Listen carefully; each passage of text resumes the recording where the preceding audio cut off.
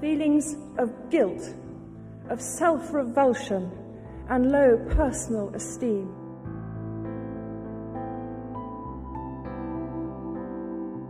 Diana's unstable and Diana's mentally imbalanced, and unfortunately that seems to have stuck on and off over the years. When no one listens to you, or you feel no one's listening to you, all sorts of things start to happen. For instance, you have so much pain inside yourself. Princess Diana. I always wanted to have a family, because from where I came, we were 4 people in that family and we enjoyed each other's company and we had a lot of fun. So I always wanted to start my own family, and at the time of my first child, when I got to know that I was going to have a baby boy, I was so happy. And the royal family was happy too, to have another son and grandson. But then after some time, I faced a lot of depression, and I was the first person in the royal family to have depression, so they didn't pay a lot of attention to that. According to them, I was just mentally unstable and not okay to do anything. I didn't want to get out of my bed and stress over little things. I even tried to injure myself because there was so much pain inside me, but that is not the right way to ask for help. By doing this to you, you just put a label of attention seeker on yourself. I struggled a lot to keep my marriage going. I was diagnosed with bulimia and hated myself so much. I was ashamed of myself. Still, I tried to be a good wife, a good mother, and a princess of Wales. When I found out about my husband's relationship with another woman, I was so broken. But when there are 3 people in your marriage, it becomes a little crowded. So we decided to get a divorce and separate our ways. That you try and hurt yourself on the outside because you want help, but it's the wrong help you're asking for. People see it as crying wolf or attention seeking, and they think because you're in the media all the time, you've got enough attention, inverted commas. But I was actually crying out because I wanted to get better in order to go forward and continue my duty and my role as wife, mother, Princess of Wales.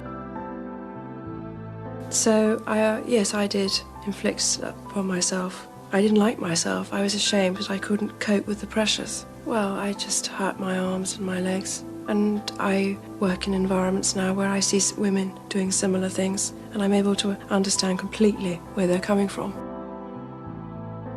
And that's like a secret disease you inflicted upon yourself because your self-esteem is at a low ebb and you don't think you're worthy or valuable. You fill your stomach up 4 or 5 times a day, some do it more, and it gives you a feeling of comfort. It's like having a pair of arms around you, but it's temporary. Then you are disgusted at the bloatedness of your stomach, and then you bring it all up again. And it's a repetitive pattern, which is very destructive to yourself. Depends on the pressures going on. If I'd been on what I call an away day, where I'd been up part of the country all day, I'd come home feeling pretty empty because my engagements at that time would be to do with people dying, people very sick, marriages, the problem, all that. And I'd come home and it would be very difficult to know how to comfort myself, having been comfort lots of other people. So it would be a regular pattern to jump into the fridge. It was a symptom of what was going on in my marriage. I was crying out for help, but giving the wrong signals. And people were using my bulimia as a coat on a hanger. They decided that was the problem. Diana was unstable. Well, everybody was thrilled to bits. It was been quite a difficult pregnancy. I hadn't been very well throughout it. So by the time William arrived, there was great relief because it was all peaceful again and I was well for a time. Then I was unwell with postnatal depression, which no one ever discusses postnatal depression. You have to read about it afterwards. And that in itself was a bit of a difficult time. You'd wake up in the morning feeling you didn't want to get out of bed, you felt misunderstood, and just very, very low in yourself. I've never had a depression in my life. But then when I analysed it, I could see that the changes I'd made in the last year had all caught up with me, and my body had said, we want a rest. Well, maybe I was the first person ever to be in this family had a depression, or was ever openly tearful. And obviously that was daunting, because if you've never seen it before, how do you support it? Well, it gave everybody a wonderful new label.